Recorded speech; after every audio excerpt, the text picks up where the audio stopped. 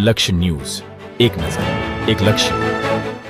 ધારી પશુ દવાખાનાની ઉત્તમ પ્રકારની કામગીરી. પશુ દવાખાનાની સામે જ ગાયનું મૃત્યુ થયું છતાં સ્ટાફ કે પશુ ડોક્ટર દ્વારા ફોન ઉપાડવાની પણ તસ્દી ન લીધી.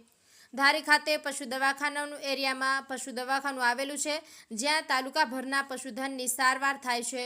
પરંતુ આશ્ચર્યની વચ્ચે પશુ દવાખાનાની થોડી જ દૂર ગાયને સાપ કરડી જતા ગાય તડપડી હતી, જેની જાણ જીવદયા પ્રેમી લોકોને થતાં તત્કાલિક અસરથી એ લોકો ઘટના સ્થળે પહોંચીને ગાયને બચાવવાના પ્રયત્નો હાથ ધર્યા હતા.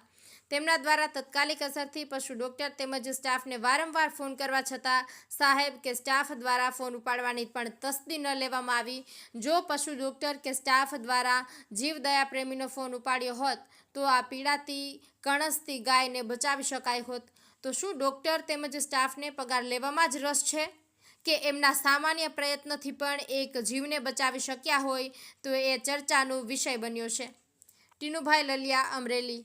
ઘટના બની છે આને કાંઈક જનાવર કરડી ગયું છે ભાઈ જી, અને આ ગાને છે ને કોઈ સારવાર મળી નથી પાછી તાત્કાલિક. અચ્છા. આશ્ચર્યની વાત તો કિશોરભાઈ એ છે કે પશુ દવાખાનું બાજુમાં આવેલું છે, હા એની સામે જ છે ને પશુ દવાખાની. તો તમે ફોન કર્યો કે શું કર્યું? અત્યારે કોઈ ડોક્ટર કોઈ ફોન ઉપાડ્યો નથી. ફોન કર્યો આ બધા ઊભા થાય, આ બધા આ ભાઈ નાના બધાને લઈ ગયો. હા, એટલે એ બધા તો સાથે હતા ને લોકોએ સારવાર જે આપણું ગાય પશુધન છે એને બચાવવા માટેના પ્રયત્નો હાથ ધર્યા છે, પણ તમે ફોન કર્યો તો શું થયું?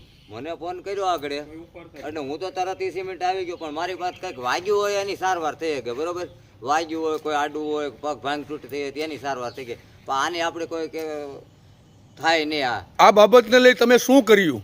આને આપણે પ્રાથમિક સારવારમાં ખાલી પડખું ફેર્યું અને આ કલાક બહુમાં બહુ તો છે ને અડધી કલાક માણા બસી કે પશુ ડોક્ટરને ફોન કર્યો, પણ આ લગભગ બસશે નહીં ભાઈ, અને જનાવર જ અડી ગયા. તમારો ફોન રિસીવ થયો છે?